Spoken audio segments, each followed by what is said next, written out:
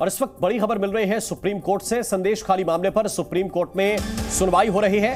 संदेश खाली पर सुप्रीम कोर्ट ने पहली टिप्पणी करते हुए कहा है कि हाई कोर्ट इस मामले का संज्ञान ले चुका है और सीबीआई जांच पर विचार किया जा सकता है। हाई कोर्ट इस मामले पर विचार कर सकता है, सीधे सुप्रीम कोर्ट के दखल की जरूरत नहीं है।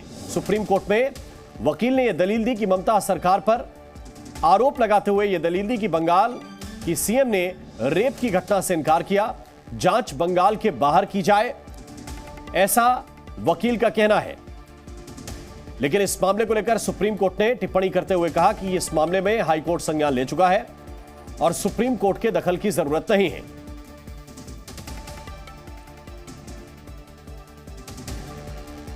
इस वक्त की बड़ी खबर आपको बता रहे हैं, वकीलों की ओर से यह दलील दी गई है कि बंगाल की मुख्यमंत्री ने रेप की घटना से इनकार किया है और इसीलिए यह जांच बंगाल के बाहर की जानी चाहिए।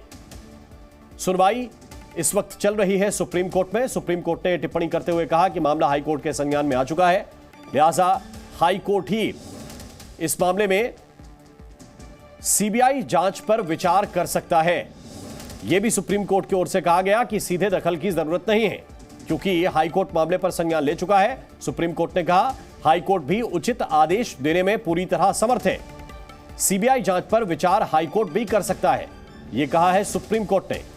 संदेश खाली का मामला जैसी सुप्रीम कोर्ट के सामने वकीलों की तरफ से लाया गया और वकीलों ने यह बताया कि वहां न्याय मिलने की उम्मीद नहीं है क्योंकि वहां जांच भी ढंग से नहीं हो रही है। और सुमित सेन इस वक्त हमारे साथ ज्यादा जानकारी के साथ जुड़े हुए हैं, सीधे उनकी तरफ चलते हैं।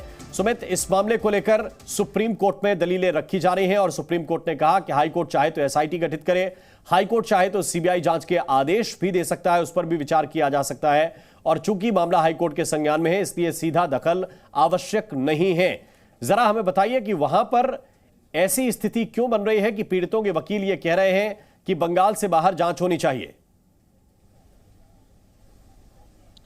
आप देखिए कि ये जो घटना है, जब आउटपोस्ट हुई वो 9 तारीख की घटना है और 10 दिन हो गया। उससे पहले से इनका आरोप है कि ये शिबू हाजरा, उत्तम सरदार, जो शाहजहां शेख के जो साथी है जिनके खिलाफ आरोप लग रहे हैं, उनके खिलाफ पहले से ही आरोप लग रहे थे लेकिन पुलिस कुछ नहीं कर रहे थे। 9 फरवरी को जाकर ये आउटबर्स्ट हुआ, यहाँ के स्थानीय महिलाएं वो सड़क पर उतर आई, फिर तोड़फोड़ हुआ, आगजनी हुई। लेकिन उसके बाद भी 10 दिन बीत गया।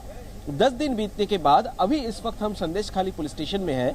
पुलिस स्टेशन में इस वक्त राष्ट्रीय महिला कमीशन की चेयरपर्सन वो यहाँ पर कुछ पीड़ित महिलाओं को लेकर अंदर आई है और बाकी गांव के आसपास से कई गांव के महिलाएं यहाँ पर आके रुकी हुई है बाहर में, क्योंकि उनका जो आरोप है, ये तृणमूल कांग्रेस के जो नेता है उत्तम सरदार या शिबू हाजरा के खिलाफ, शाहजहां शेख के खिलाफ, वो अभी तक इतना दिन हो जाने के 10 दिन हो जाने के बाद भी, वो जो आउटबर्स्ट हुआ था उसके बाद 10 दिन हो जाने के बाद भी अभी तक मामला दर्ज नहीं हुआ। कई जगहों पर महिलाएं अभी भी डरी हुई है, सहमी हुई है। यही कारण हो सकता है कि ये दलीलें सुप्रीम कोर्ट में दिया जा रहा है या हाई कोर्ट में दिया जा रहा है कि यहाँ पर जांच ठीक से नहीं हो रही है, जबकि राज्य सरकार की तरफ से बताया जा रहा है कि यहाँ पर राज्य सरकार पुलिस एक्शन लिया जा रहा है राज्य सरकार की तरफ से। फिर 10 सदस्यों का एक महिला ऑफिसर्स का एक टीम बनाया गया था, गठन किया गया था। वो गाँव में घूम के महिलाओं की कॉन्फिडेंस में लाने की कोशिश किया।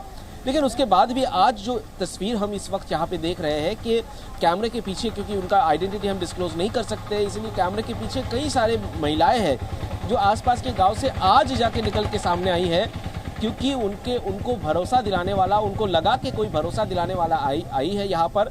और रेखा शर्मा जैसी गांव में पहुंची और वो वहाँ पे कुछ लोगों के घर गई, महिलाओं के घर गई और सीधा उनको लेकर पुलिस स्टेशन में आई। और आसपास के गांव में भी ये बात गया कि कोई आई जिसके ऊपर वो भरोसा कर सकते हैं और उनके साथ वो लोग यहाँ पर पुलिस स्टेशन तक पहुंचे।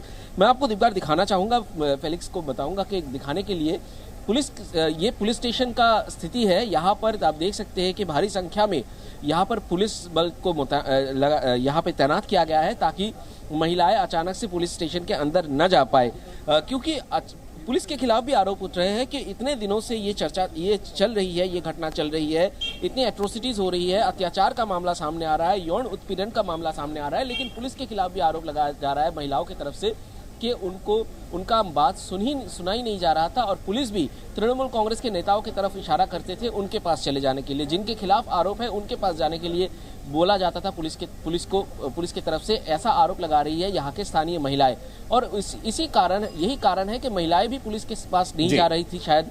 और आज जब नेशनल वुमेन्स कमीशन के चेयरपर्सन जरा ये भी बताइए कि अब जब राष्ट्रीय महिला आयोग की अध्यक्ष पहुंची हैं, पीड़ितों को ये उम्मीद जगी है कि उनकी बात कोई सुन सकता है।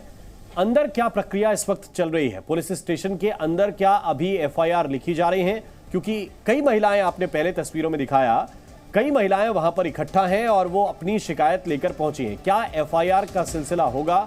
क्या वहां के जो थानाध्यक्ष हैं वो लिखेंगे एफआईआर?